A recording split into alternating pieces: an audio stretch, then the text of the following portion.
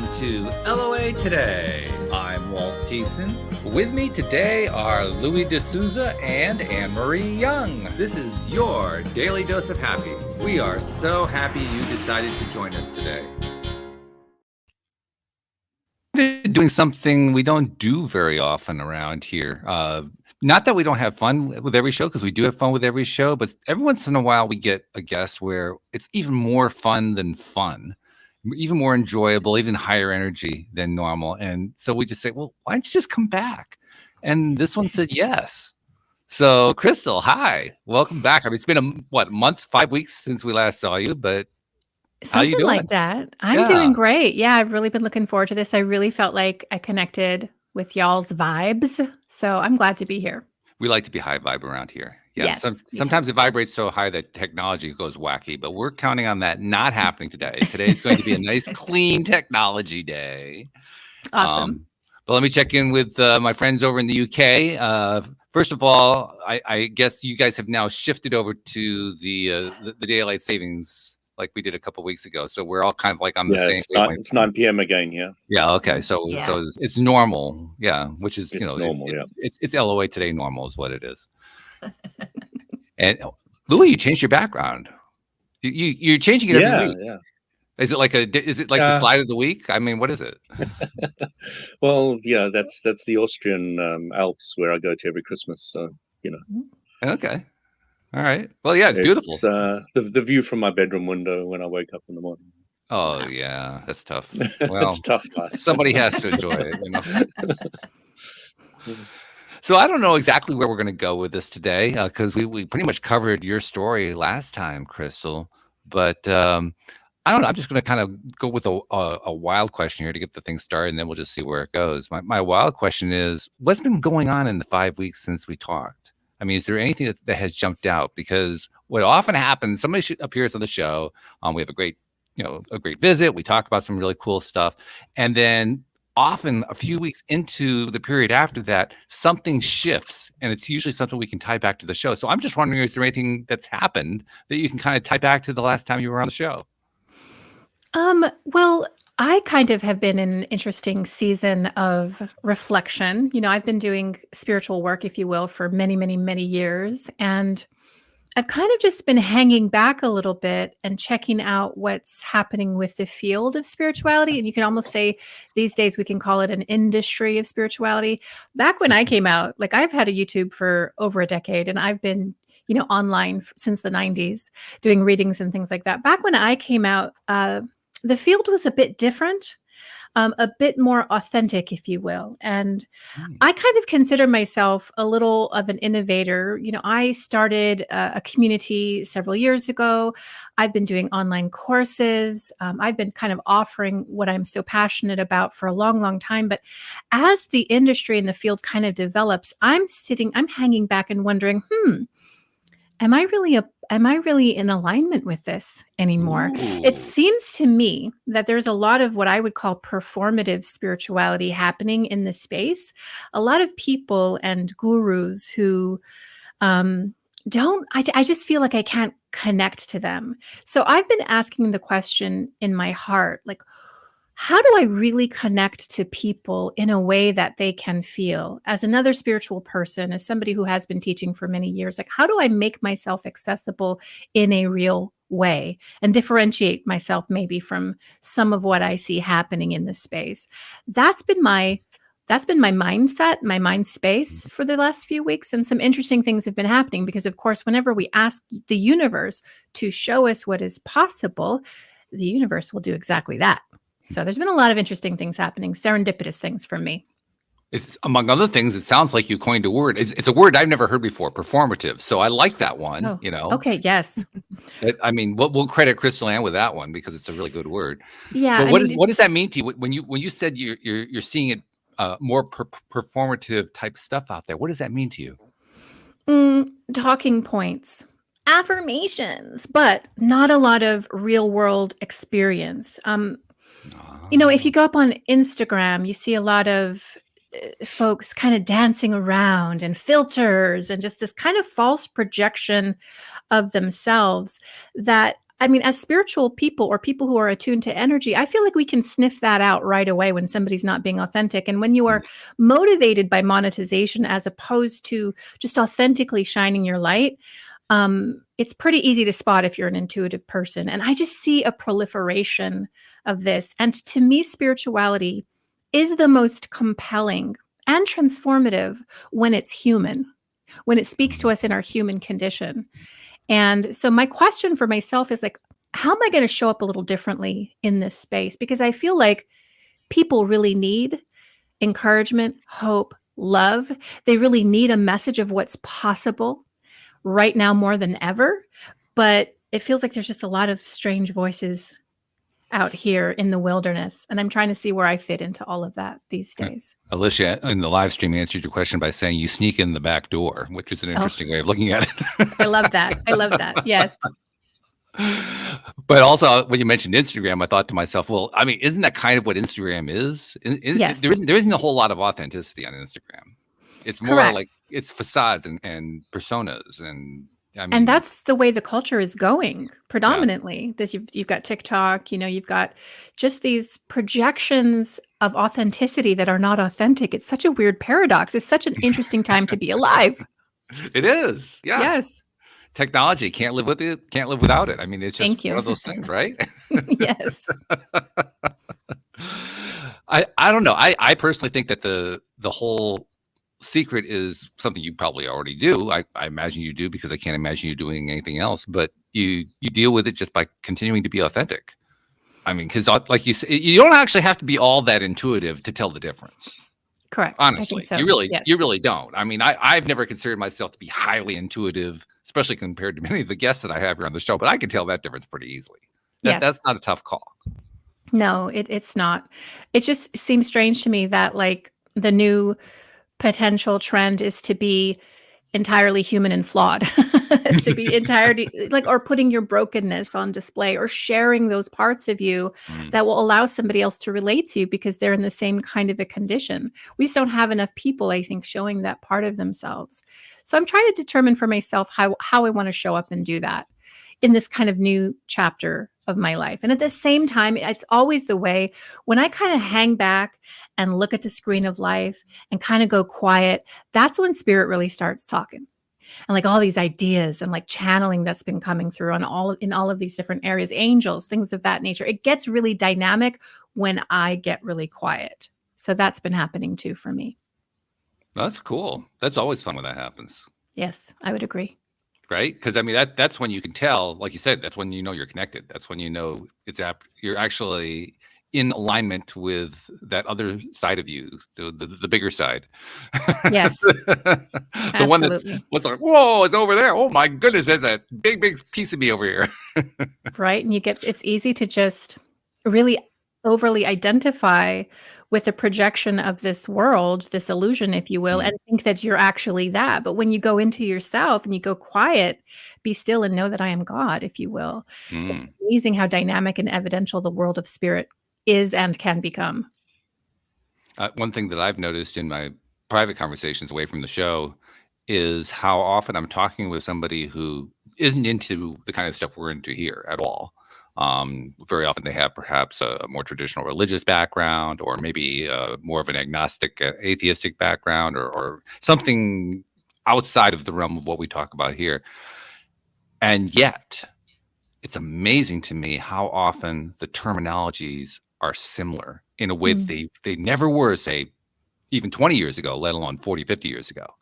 So despite the fact that, like you said, you got all this inauthenticity going on, you have a lot of fake facades and personas and all this kind of stuff going on, somehow authenticity just keeps sneaking into the conversation anyway. Like it's almost like it couldn't even be avoided. I really think we're just in an era of dropping down into the heart, or the heart chakra, if you will. And with the noise of everything happening and these false projections, I think people are really hungry for something that is real. Yeah. And really trying to see themselves in you. And really, if you listen to Neville Goddard, he says everything is just you pushed out. Right. Like everyone you meet is really just teaching you more about yourself. It's just a version of yourself you haven't met yet.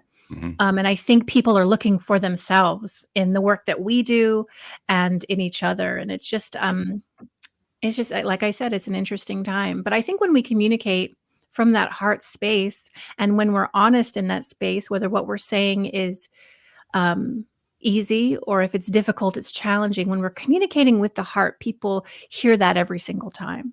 So that's what I want to do. I want to do that more in my life.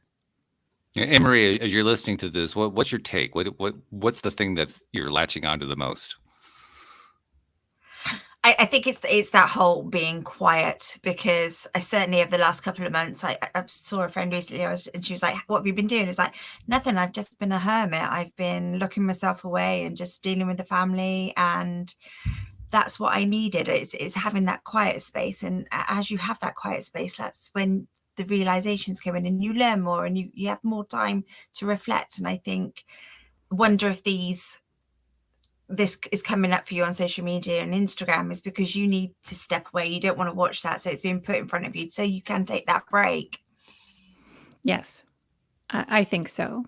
And I think it's hard. I'm a human design generator. I don't know if you guys know your types of human design, but like I'm out here working. I'm just doing. So for somebody like me to kind of step back and allow some space to just germinate or marinate, it's not intuitive for me, but it is so rewarding when I figure out how to do it.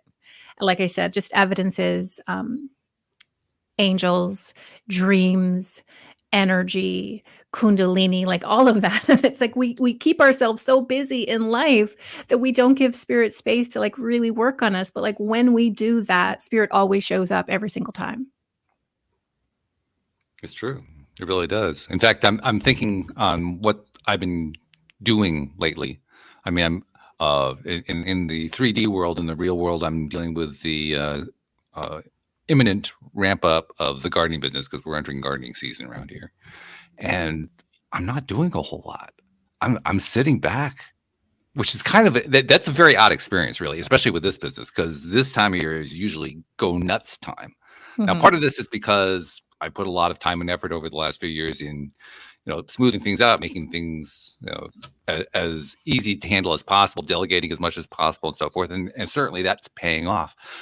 But it's also, I don't know how else to describe the experience except to say, I feel like everything else is going fast and I'm going slow. Does that make sense?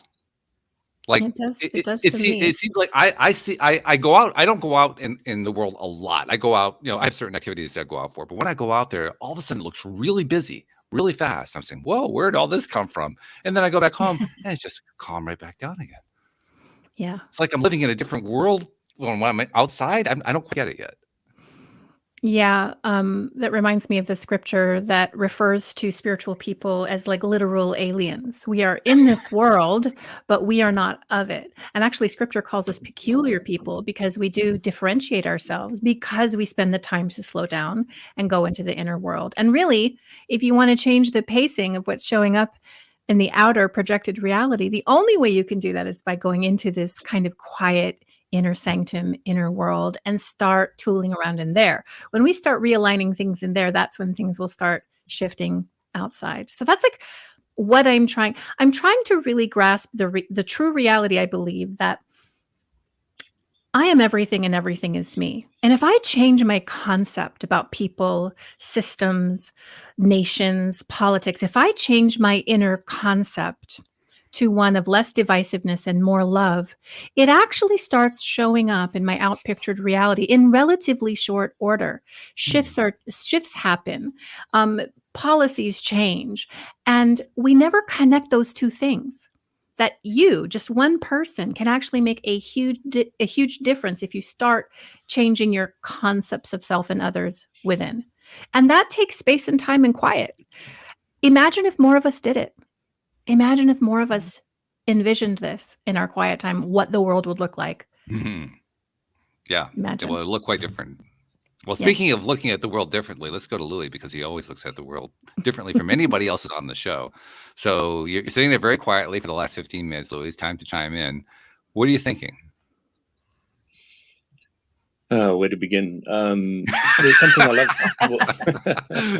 That's how I I love know what that you he's said. ready. He's just ready. He's like waiting for this opportunity. Here we go. Crystal, you said, "Be still and know that I am God." Now, my mantra, which I created for myself many years ago, is "Be still and know that I am Source. Be still and know. Be still. Be."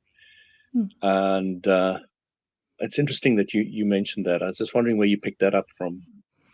That's a You don't scripture. remember? That's a scripture in the Old It is a Testament. scripture, is it? I believe, Oh, it is? yes. Oh, Okay. yes, it is a scripture. I mean, I come from evangelical fundamentalist Christianity, so I have a lot of scriptures within me that I'll pull out at the drop of a hat. But I love that. I mean, it just taking it down to the core, to the root, which is be.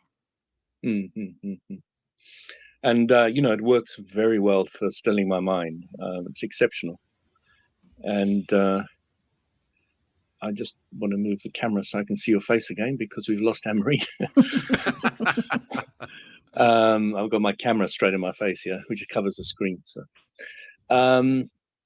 So that's one thing I just wanted to know. Now, I'm fascinated that it actually comes from the Bible. I didn't know that. But I was brought up a Catholic, and I listened to many, many hours of, church services. So I probably picked it up from there as well, which is interesting to me. It's just something I hadn't picked up on. So thanks for telling me where it actually comes from. Absolutely. Even though I changed the word God to Source, because I do not like the word God because of all the different way people look at God, and everybody sees it slightly differently. So I've replaced the word Source.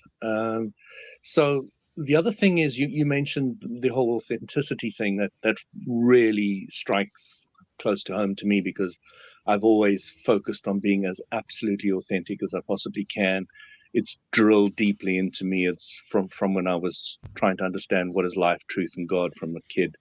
So it's very important to me to be as authentic as absolutely possible, and be unauthentic, but authentically, if you know what I mean. You can play with life and with people and with everything, but you're still doing it from a very authentic point of view and place. So it doesn't limit me at all, by the way, not at all. The authenticity aspect. And I think that's a good understanding as well, to look at authenticity as also being able to completely play with it. You don't have to take it too seriously.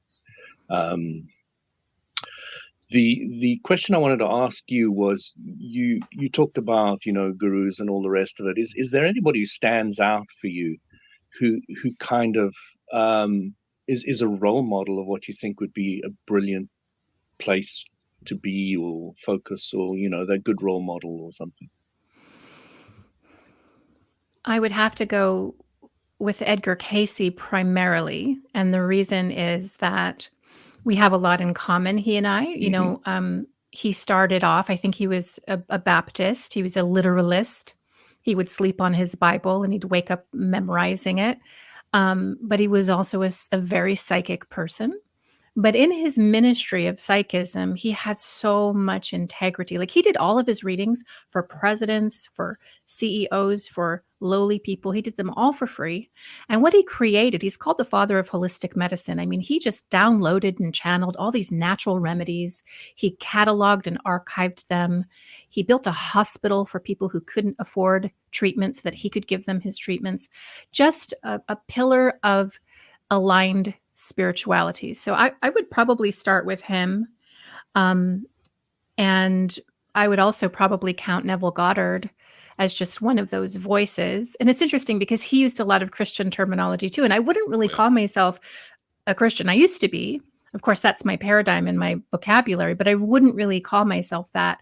But just how he was able to extract from scripture just eternal tenets on manifestation in life and teach it, I just thought was amazing as an example.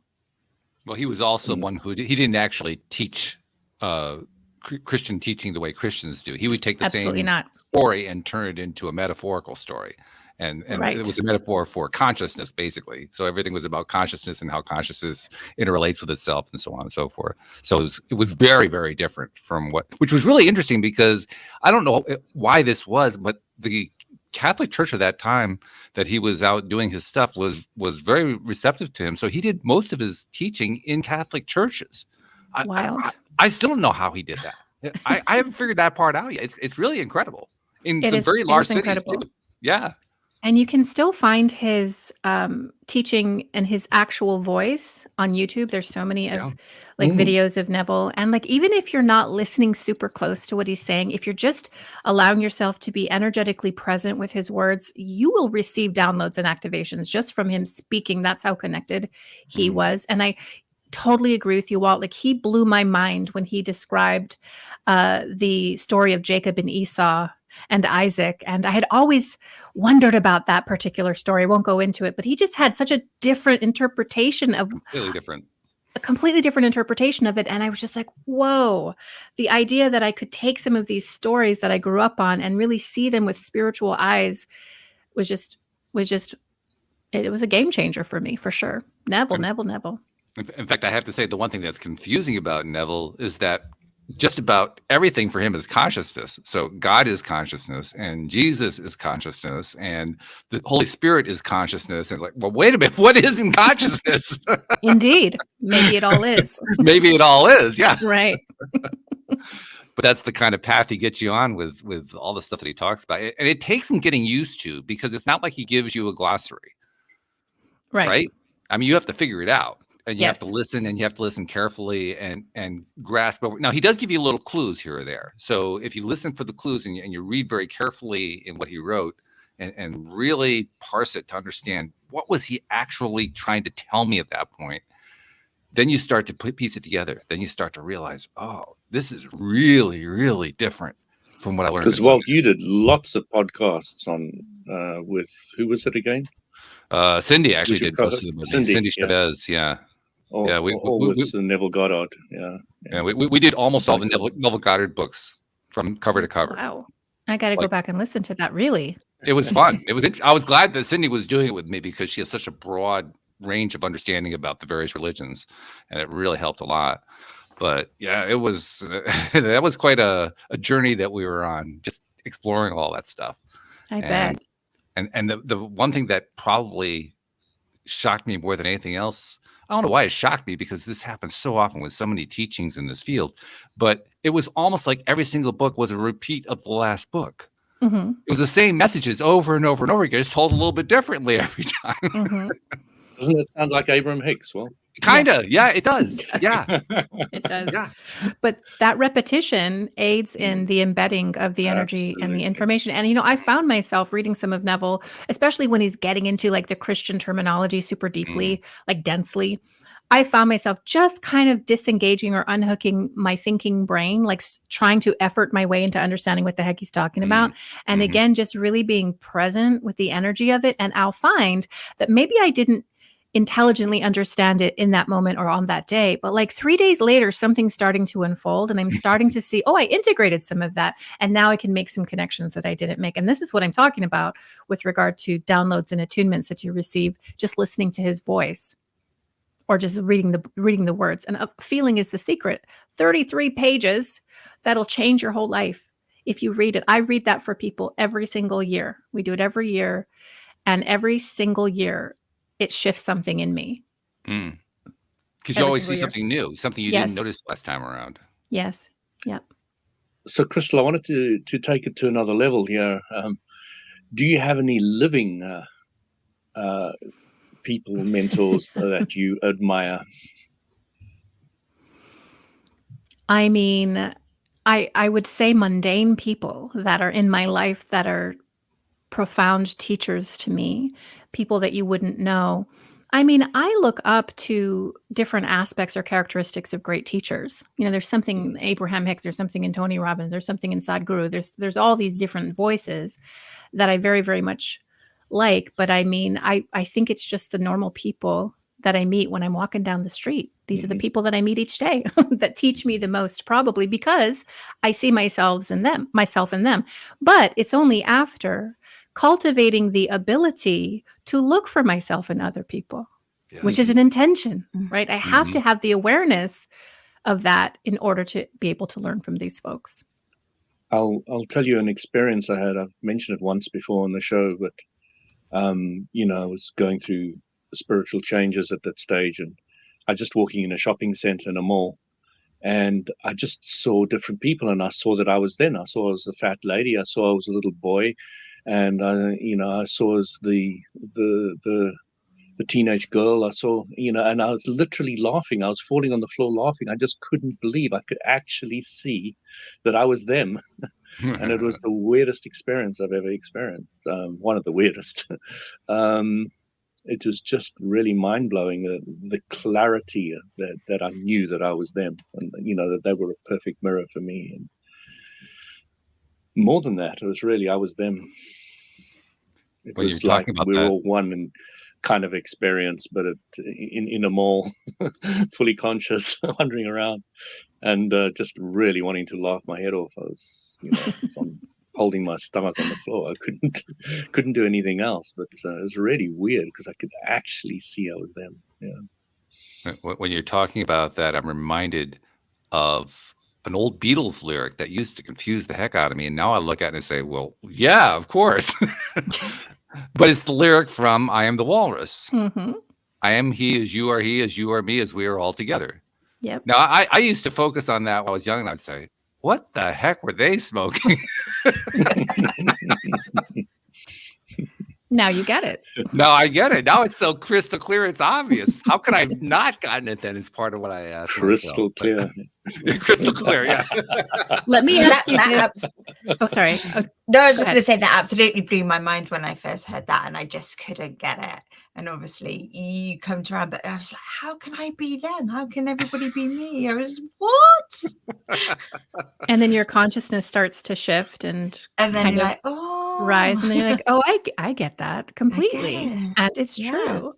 I wanted to ask you, do you guys believe in the concept? I know Dolores Cannon talked about this, but of background people, which I think Define. the kids are calling NPCs, which are just Dolores Cannon talked in Non-playing characters. yes, like people who Okay. show up in our life, in the background of our life, but they're not actually embodied souls. They're just here to facilitate the program and the play. I was wondering if you guys ever heard of this, or what do you think Are about we that? talking divination or? I don't know. Divination or No, divination? The divination will be the fairies and the gnomes and the No, et like cetera, et cetera. No. actual people. Because what The Dolores actual said, means what? Disembodied human. Yeah. Let's No, get specific here. physical human beings, the people at the physical coffee human shop, beings. people that are in Okay. their Safeway, people that are driving in Okay. the cars alongside you on the highway. This idea that they're not actually embodied soul people like you and I mean, maybe, I hope we are, but I mean that they're actually just players, if you will, to further the program. NPCs. Okay. Well, the kids call them NPCs to dismiss people as having no personality or identity, Yeah, but like yeah. this spiritual concept is that this is all just kind of a big illusion, and the universe has populated it with people to further our play. So you guys haven't heard that? No, I mean, the concept is completely accurate from the point of view, nothing is perceived outside yourself. Nothing. If you're feeling somebody, you're actually sensing the tingling in the end of your fingers. You're not actually feeling anybody else. You're perceiving what the information that comes from inside you. So everything, if you're seeing something, you're not actually seeing it. It's just, you're perceiving. It's very difficult to explain, but it's actually not that difficult. Everything comes from inside. Your 5 physical senses are the way you perceive the world, and nothing is outside them. You can perceive, you can think they're out there, but not necessarily. And it's all about your perception and the way one person perceives. You take 5 people who just see a baby, a woman pushing a pram, they have an accident in a car. You ask 10 different people, everybody will see a different story. So, what's actually true? It's basically your own perception. So, it's alluding to that understanding that everything is perceived within inside ourselves. Like Sadhguru said the other day, there's a difference between love and relationships. And I thought, that's interesting. So what do you mean by that? So he said, love, I can wake up every morning feeling absolutely in love and in perfect harmony with the universe, etc. I don't need anybody else to do it. I don't need anybody else to stimulate that. I don't need anything. And I can teach you how to wake up every morning and, feel really balanced and beautiful and feel in love. And, relationships are something you have to work on. He points out, so, and I think that distinction between the two is very, very, very important to understand that, you might use somebody as an excuse because I love you. But when you don't like me anymore, then I feel bad and I feel horrible, so you need to be in a place where somebody else is not controlling the narrative, where you're controlling the narrative. I like that. I don't think we've ever talked about it in terms of background people. I don't think we've used that terminology, but we've talked about the concept a lot. We just call it the Matrix. Yes. As part of the Matrix, yes. Yeah. It's the same concept. So if anyone who struggles with the concept, just think about the movies and you got it. It's pretty straightforward at that point. Yes. But my question to you, Crystal, is why are you bringing it up and what are you thinking at the moment about that subject? I honestly think that you guys are deeply spiritual, thoughtful people, and I'm just curious to pick your brain on it. But I mean, I think I tend to believe it.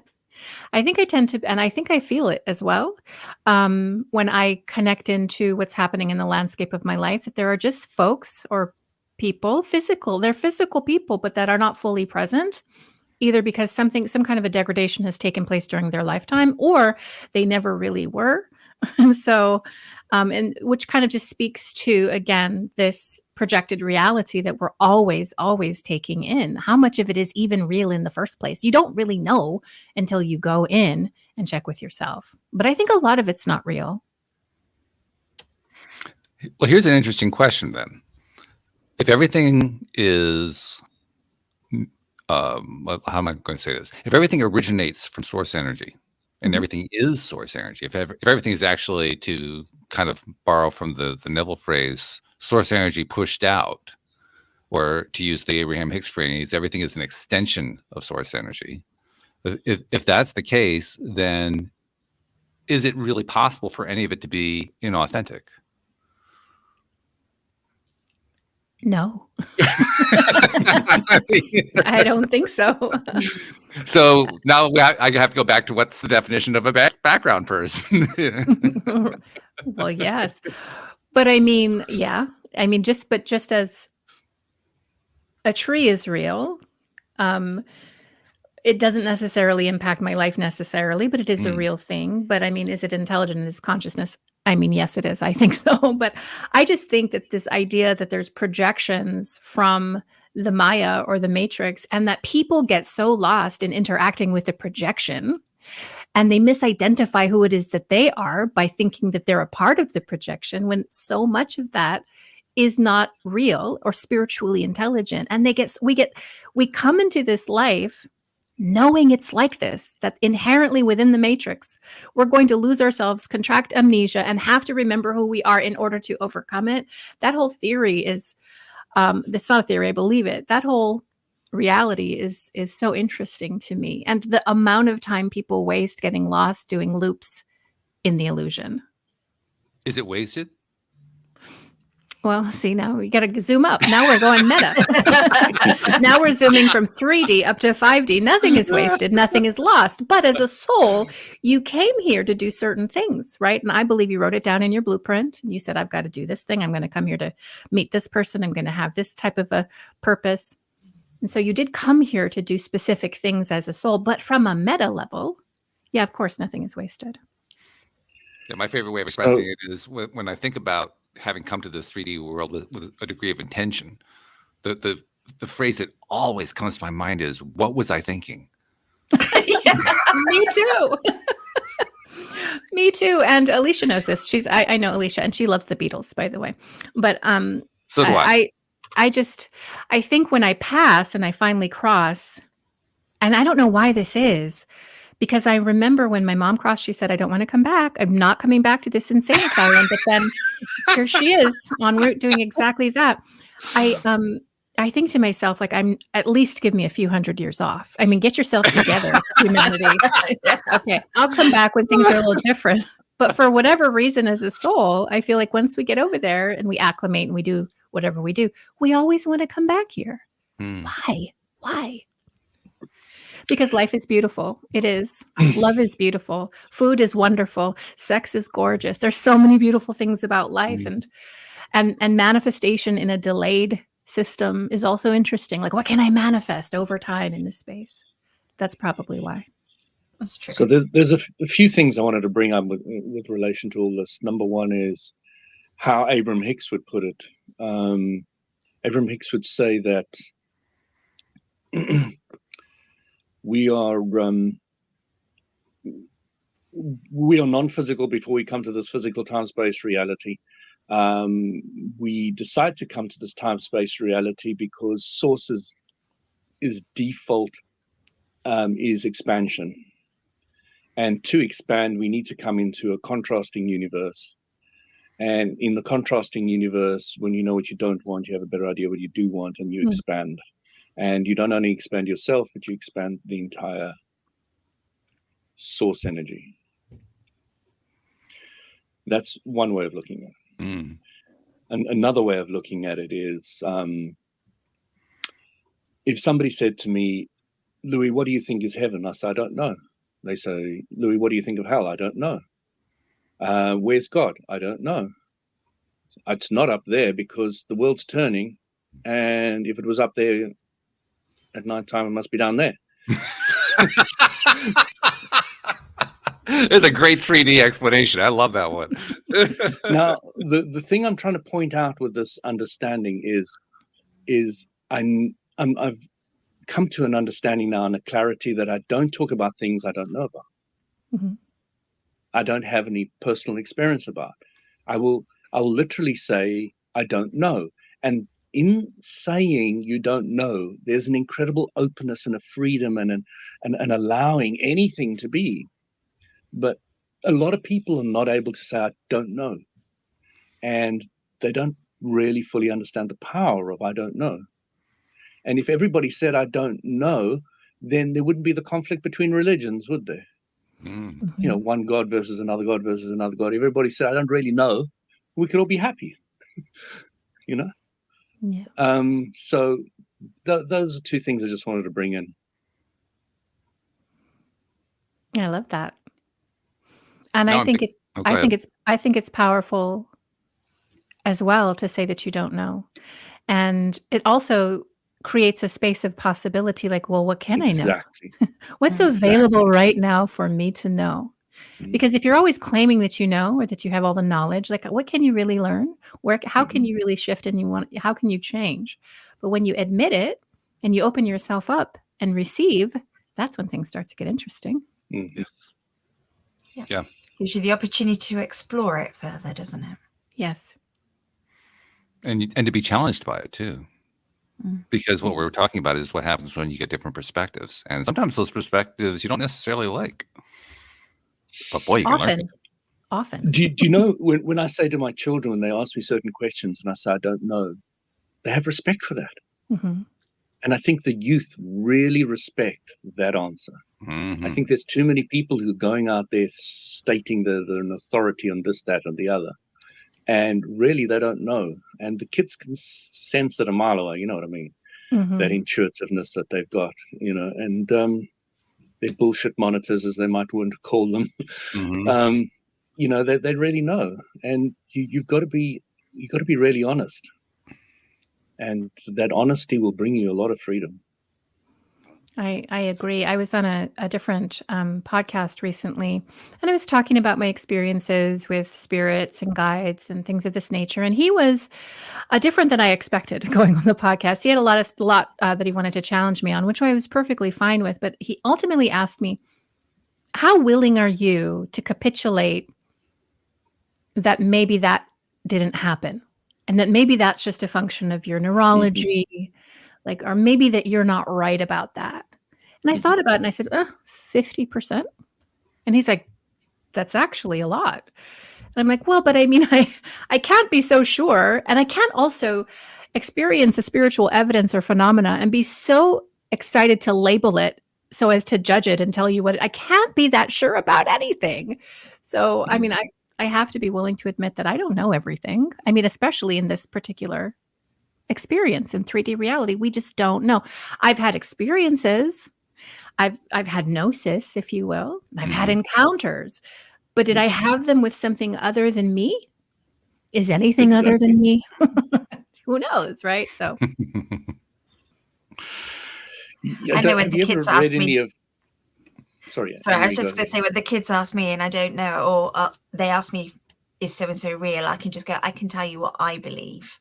Yeah. So I can offer them what my truth is, but it's a big open question still, and it's an open answer. But saying I believe means you're still putting yourself in a very specific point of view. Where often, if my daughter said to me, "What's heaven?" I would say, "I'm sorry, I don't know."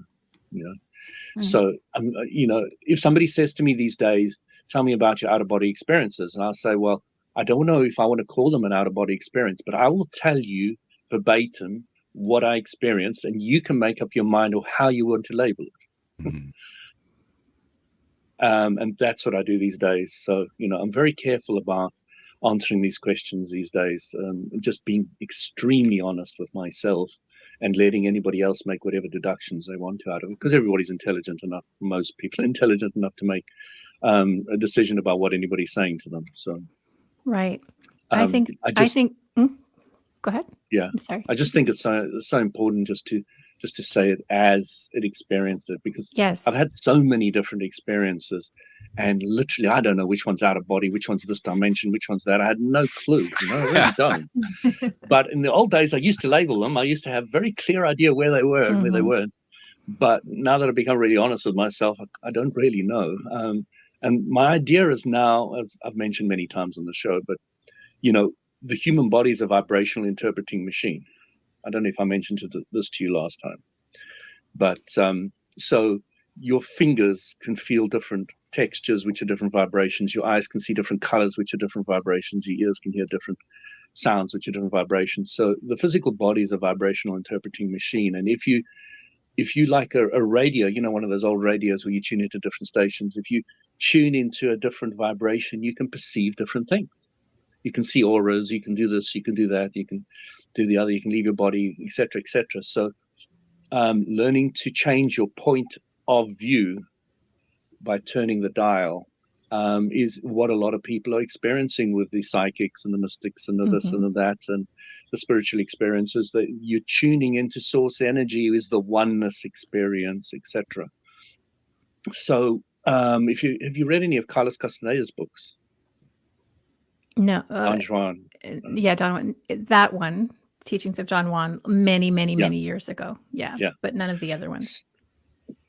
So I pretty much read them all. And basically what he's saying is that these shamans were able to literally turn that dial to another dial and live in another world. Yes.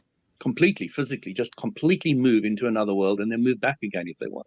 I think that has happened with all kinds of civilizations that have just gone missing. That's just a vibratory shift. Yeah, shift. And they're in a different dimensional space. They're just no longer on this one. But I also think they're probably sharing a space very similar to this one, and maybe even coexisting to some degree. We're just passing by each other's ships in the night.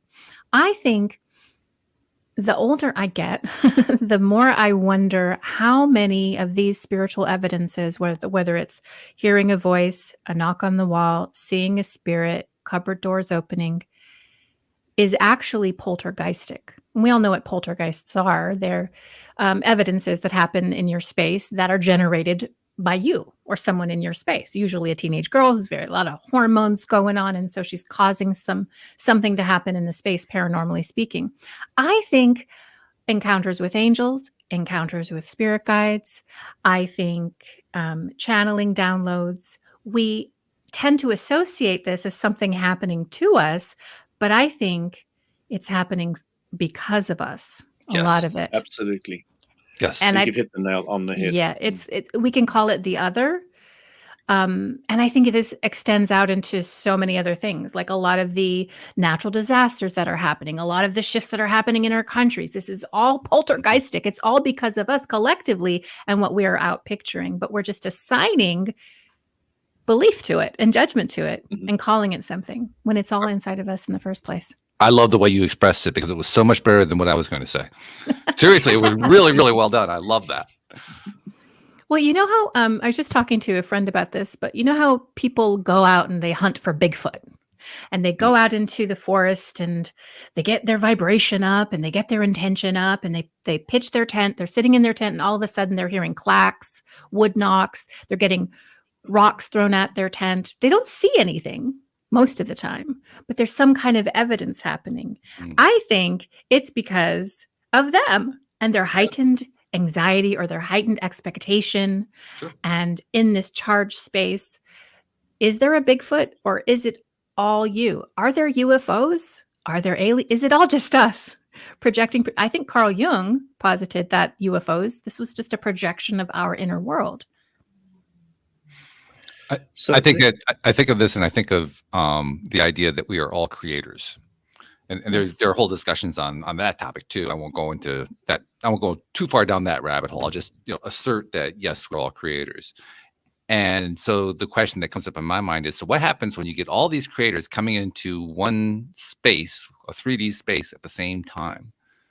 And the answer is what we're saying here. This, yeah, exactly this, yeah. And so many of those creators don't know that they're creators and have no idea. Which makes it even more interesting. It very much so. Yeah.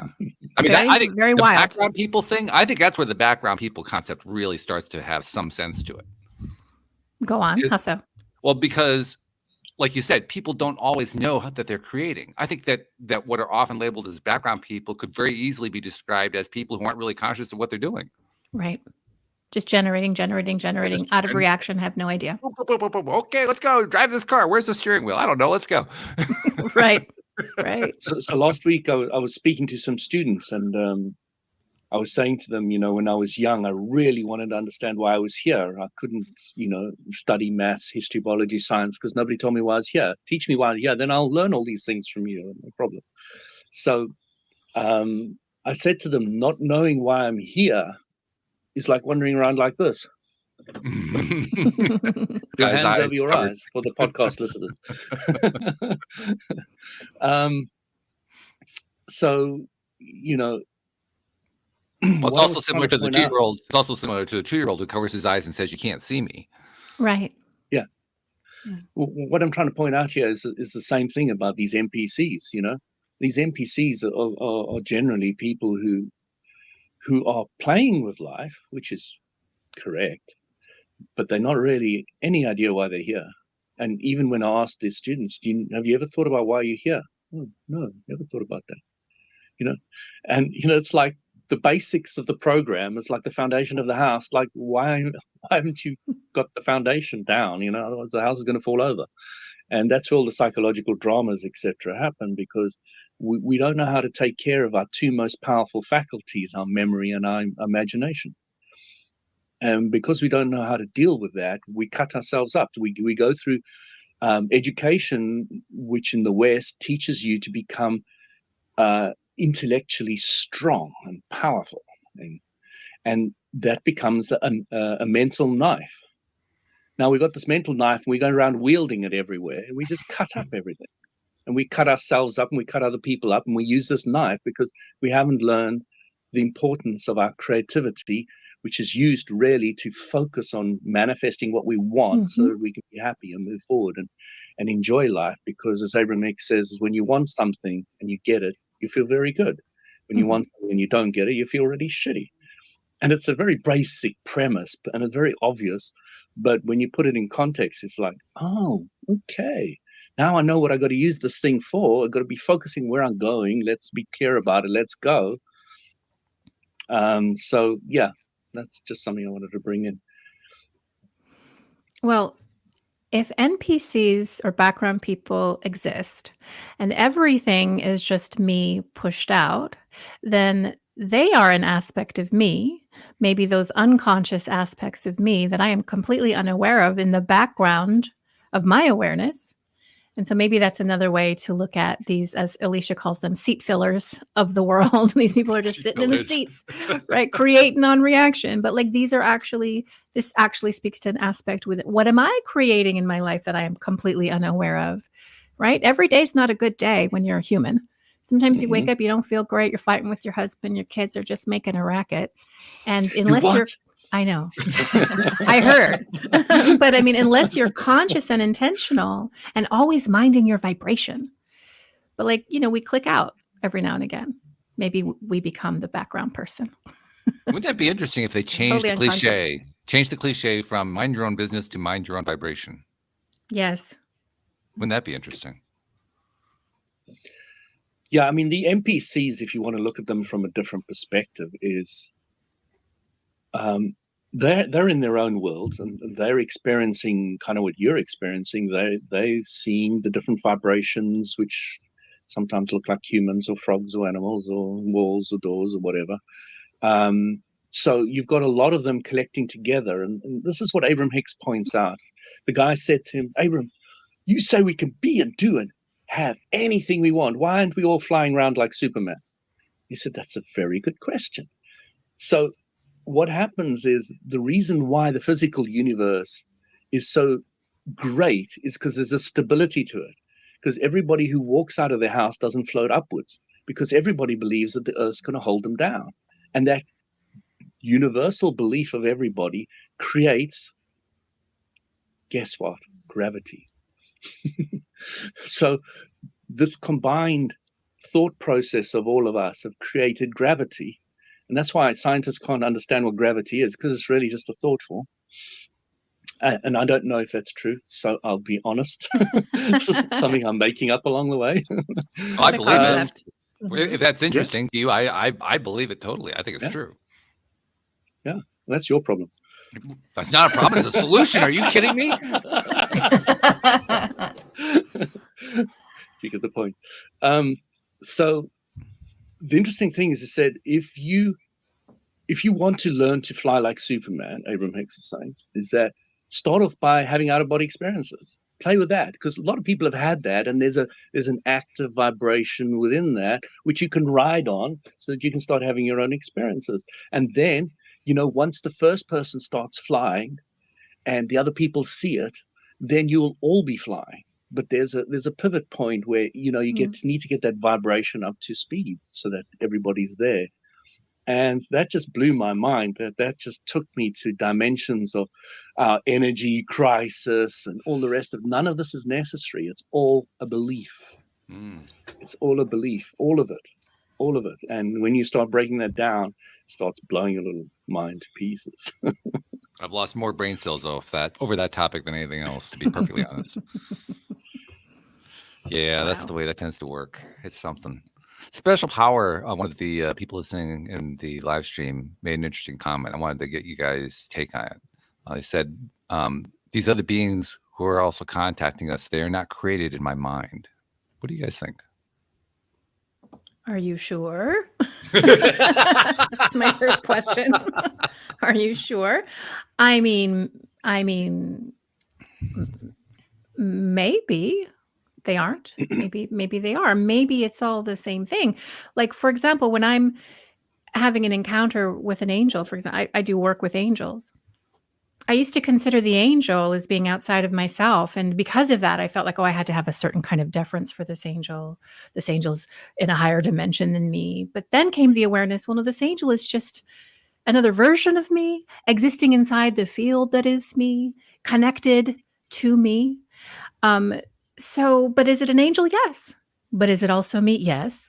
So both of those things are existing at the same time. It's really how you experience it and the assignment of the definition that you give it. I like the answer. I also think about questions like these in terms of my model of how source energy works. And I am the first one to admit that my model needs to be fleshed out some more. It needs to be filled out. But whenever I think about two beings interacting, I also think about their connection.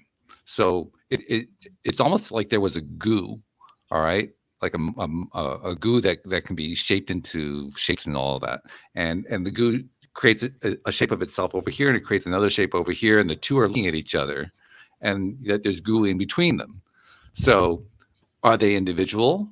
Are they connected? Are they separate? Are they together? There's like a whole bunch of different ways of trying to describe that one situation. And every single one of those methods of description have limitations because they're limited by the fact that they're words that we're trying to apply to describe what we're experiencing as we look at that. And if I take those words and bring them back to, okay, we got these two gooey globs connected together doing this thing in relationship to each other, what does that tell me? What does it tell me to have these words to describe it? And often the answer is, it isn't so much what the words have to tell me, it's what my model has to tell me. My model, with all of its strengths and weaknesses, is saying to me, yes, yes, yes, yes, yes to that, yes to this, yes to us being separate, yes to us being different, yes to us being connected, yes to us being disconnected, yes to us being in alignment, yes to us being out of alignment, yes, yes, yes, yes, yes, yes, yes. Which is very confusing, but it's also helpful for me when I'm looking at my model to understand what's going on. Because my model, somehow, despite the fact that the words don't seem to make sense half the time, the model continues to make sense. So that's why I stick with that model. That's why I like it so much. I like that. I like that. Well, you know, the Kabbalion talks about the all that is. And the all that Who talks is about? the Kabbalion, which is the Kabbalah. the Kabbalion. God is the all that is, and the all that is ineffable, unspeakable, unknowable, unchangeable, and yet within the creation of the all that is, we have to exist within the structure of the system of the universe, the dimensions, the third dimensional incarnation. Like there is organization and rules to the creation. And so, but the all that is in everything because it's the all that is. And so you're talking about looking at a woman or looking at a child and relating to yourself that's all you. Well, I think God does that with us all the time, looking at us on this beautiful call, looking at your face, my face, everybody's face, and seeing You really think it has got eyes? It's got yes, spiritual eyes, spiritual eyes. So it's the partition, it's the differentiation, it's the system of creation, but we're all the same thing. So yes, I mean, I think you can create the beings that are visiting the earth. I think that we create so much that we're not conscious to, and we don't even know it exists inside of us. It's untapped at this time, and we're creating all the time, every single moment of every day. But at the same time, it's all a part of this big dynamic system. So I'm open to the idea that it's aliens or that it's Bigfoot. And Alicia, I believe in a physical Bigfoot. I'm with you. But I mean, not every time. Sometimes it's just us. I love that. Does it matter either? Does it matter? That's always a good question. Mm-hmm. Yeah. You see, we often go off, and I think about my student days and all these philosophical ideas that you start throwing around, and when you get older you realize what a waste of time. It's like it was not practical, didn't get me anywhere, it didn't sort out anything.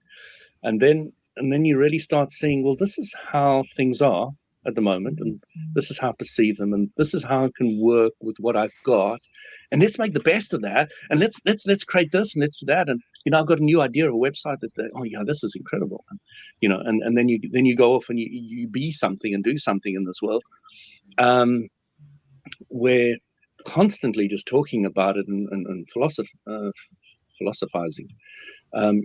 Doesn't necessarily, I've always said philosophy is useless unless it's very practical.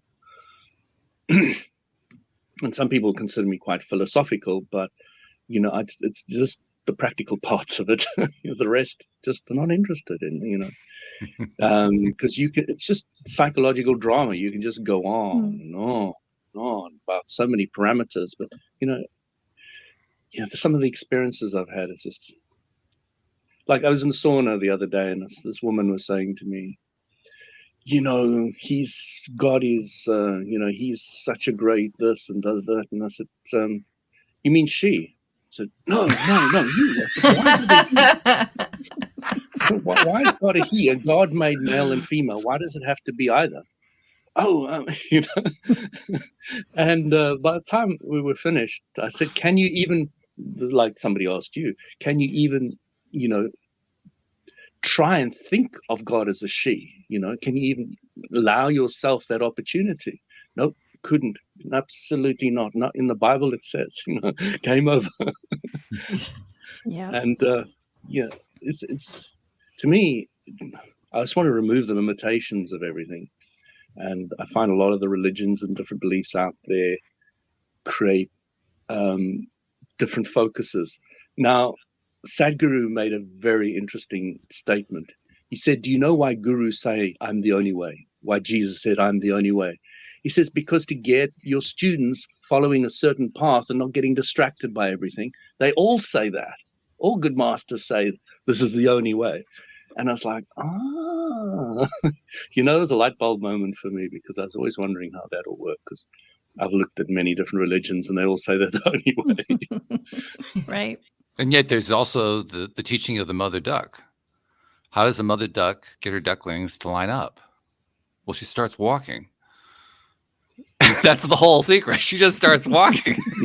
She doesn't do anything. By example, yeah. Oh, this has been so much fun. I really appreciate it. I'll share one more lyric. Over. Yeah, it is over. Wow. Yeah. I'll share one more lyric that came to me from a different artist, Emerson, Lake and Palmer. The lyric is, welcome back, my friends, to the show that never ends. We're so glad you could attend. Come inside. Come inside. Thank you, Crystal Ann, for joining us and for sharing more stuff. And thank you. CrystalAnnCompton.com is where to find you. I presume. I don't think that's really changed, right? So correct. Anyone who wants to reach out, that's where they should find you. But we're gonna have to find another time for you to come back. This is just so much fun. Yes, please. Yes, I have so much fun. Yes. It is such a treat. And thank you, live streamers. Live streamers made it really fun today. So thank you guys as well. Thank you, Anne-Marie. Thank you, Lee. Thank you to our podcast listeners everywhere. We'll see you all next time here on LOA Today. Goodbye, everybody. Thank you, everyone.